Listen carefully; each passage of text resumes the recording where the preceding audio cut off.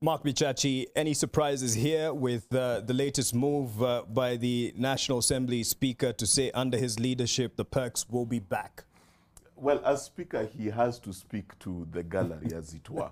The gallery is intent, if you can hear the applause they're giving him when he talks about them becoming ATMs for the community.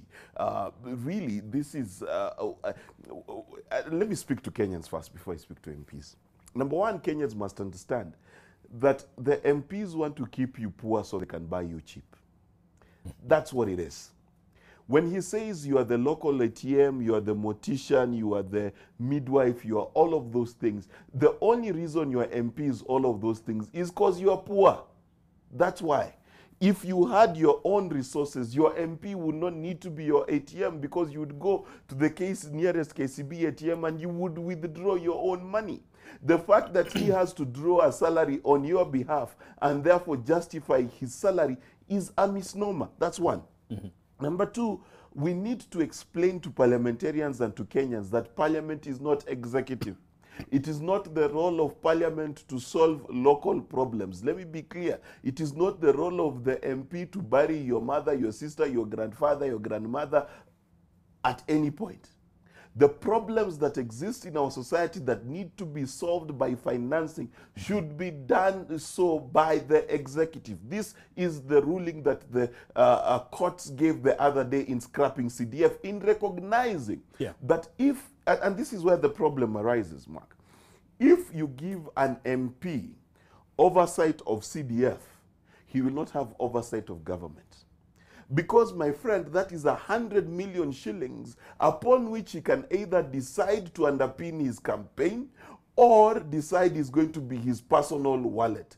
And therefore, the matters of state, the matters he's actually employed to oversee, he will not, because he needs to spend a lot of time making sure Mama Shiro and Nyawera and Nyokafi and the rest get their CDF, because he's focused on that more than he's focused on making sure that he's superintending over the government of the day. And this is the problem. Okay. Now, when you combine this issue with the fact that it costs too much money to campaign in this country, let me tell you the truth.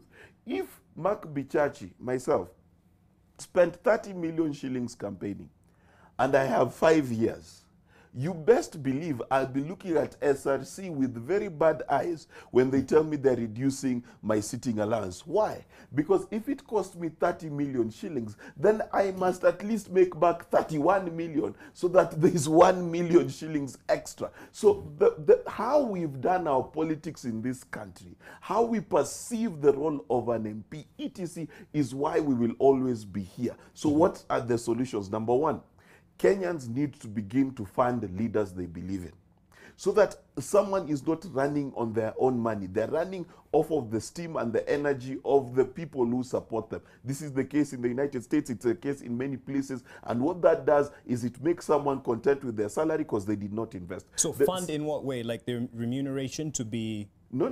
What do you mean? I mean, when Mark Bichachi chooses to campaign, yes, and you believe in him, then you dig into your pocket and you get 1,000 shillings, 100 shillings, and you give me to go and represent you.